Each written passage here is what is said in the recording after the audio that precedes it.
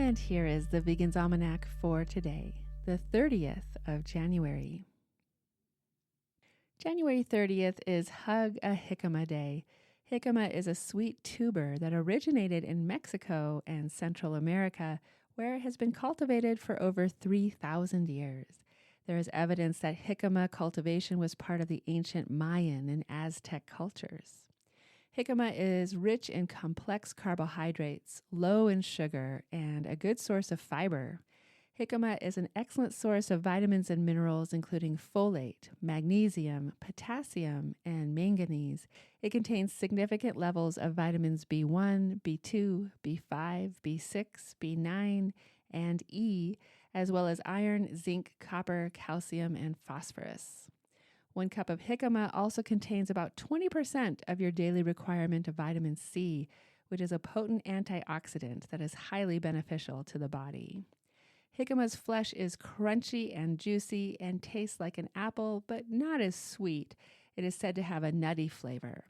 For a healthy snack with a crunch, cut jicama into slices, splash with lime juice, and sprinkle on the chili powder.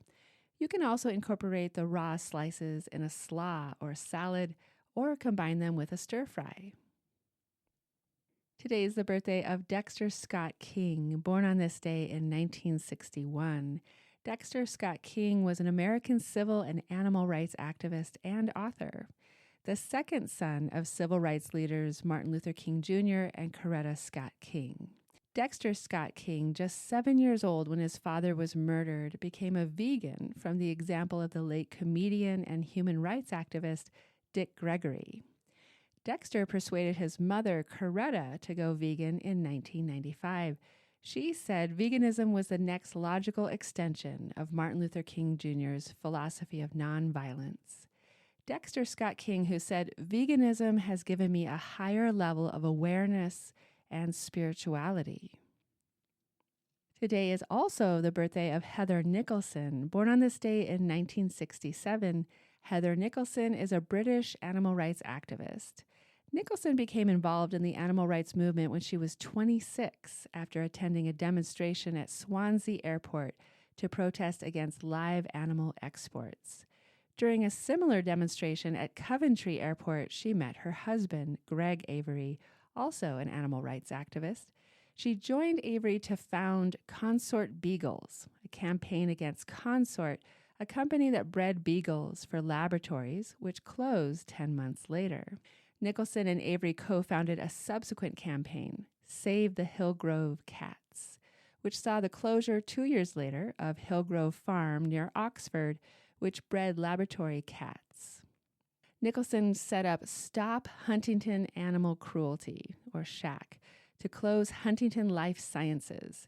HLS is Europe's largest contract animal testing company, testing everything from pesticides to drugs on behalf of commercial clients on around 75,000 animals a year, including rats, rabbits, pigs, dogs, and primates.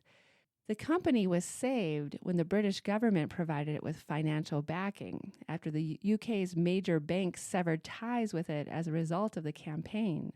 The SHAC campaign targeted anyone who worked for or did business with HLS.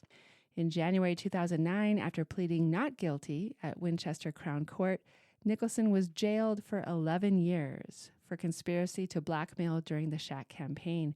Police obtained evidence to secure the conviction by bugging a meeting attended by Nicholson and 6 other SHAC activists, as well as the cars they had been using. The bugging was part of Operation Achilles, a police operation against animal rights activists that led to 32 arrests.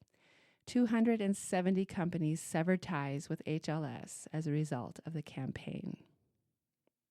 And here's a portion from Dr. Martin Luther King's letter from a Birmingham jail. Lamentably, it is an historical fact that privileged groups seldom give up their privileges voluntarily. We know through painful experience that freedom is never voluntarily given by the oppressor. It must be demanded by the oppressed. For years now, I have heard the word wait. It rings in the ear of every Negro with piercing familiarity. This wait has almost always meant never. We must come to see with one of our distinguished jurists that justice too long delayed is justice denied. One may well ask, how can you advocate breaking some laws and obeying others? The answer lies in the fact that there are two types of laws, just and unjust. I would be the first to advocate obeying just laws. One has not only a legal but a moral responsibility to obey just laws. Conversely, one has a moral responsibility to disobey unjust laws. I would agree with St. Augustine that an unjust law is no law at all. A portion from Dr. Martin Luther King's letter from a Birmingham jail. This has been the Vegan's Almanac with a reminder to disobey unjust laws.